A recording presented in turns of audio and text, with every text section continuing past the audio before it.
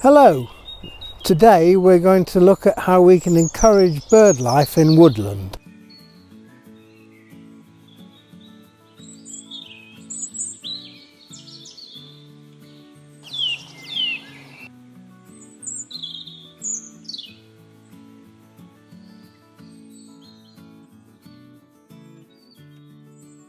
I'd like to tell you a bit about how we monitor and encourage bird life in Holt Copse.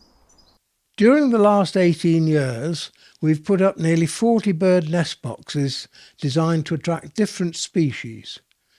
Most of the boxes are made of woodcrete, a mixture of wood chips, clay and cement, so they're well insulated, strong and durable. And each year in January or February we check all the nest boxes, A, to see if they've been used, and B, to clean them out, because the old nest material always contains a lot of invertebrates, particularly bird fleas, and if they weren't cleaned out, it's unlikely that the birds would use the nest boxes another year. You often find mice in them, and one year there was a colony of wild honeybees.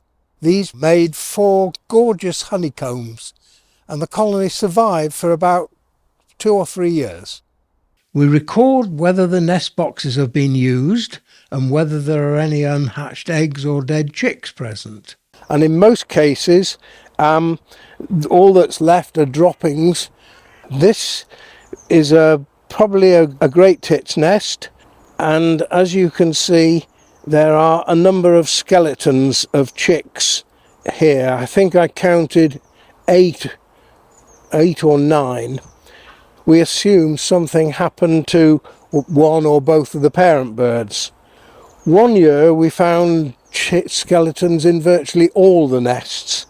We'd had a very cold, wet June, and probably the chicks simply starved because there weren't enough caterpillars about to feed them. Birds find lots of things to feed their chicks on in deciduous woods, particularly if dead trees are left standing or fallen branches are left to rot on the ground.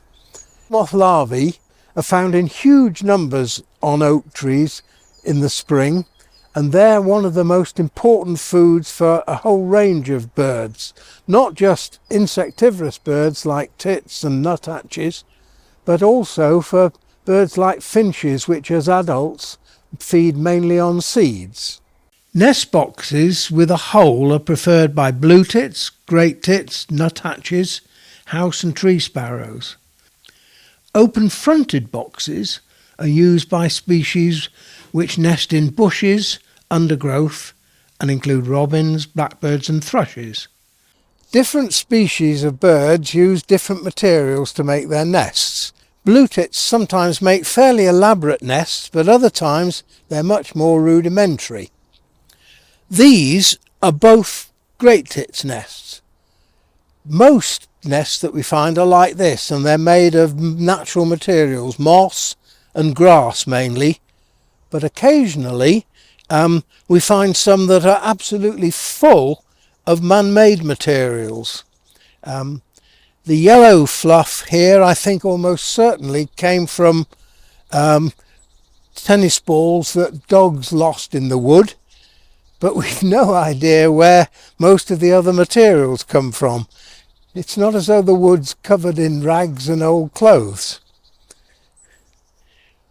One year we hung up strands of wool in a net, and the following winter we checked to see if these were present in any of the nests.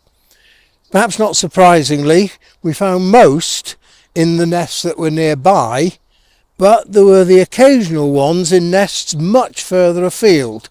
This is material that we found, or you find in nuthatch nests.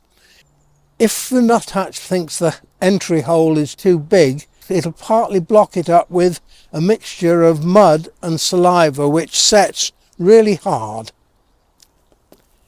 Wrens build spherical nests. Male wrens build 3 or 4 nests, and its mate chooses which one it prefers. Tawny owls make their nests out of a mixture of twigs and leaves. By the time the chicks have fledged, the top of the nest is covered with a crust that consists mainly of droppings and probably old food. It's worth considering carefully where to put up nest boxes. Different species may have different preferences, and all will look for protection from predators and the elements. If possible, don't hang nest boxes so they face south because they'll tend to get too hot. Exposed west-facing aspects may also get blasted by wind and rain.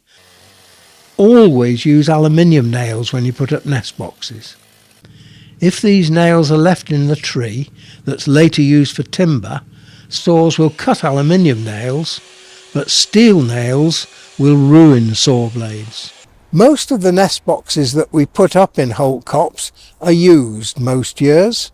Provided we maintain them, I hope they'll continue to be used. Whilst the birds may nest in Holt Copse, many will forage much further afield looking for food, and some of them may well be the birds that we see on feeders in our gardens that give us so much pleasure.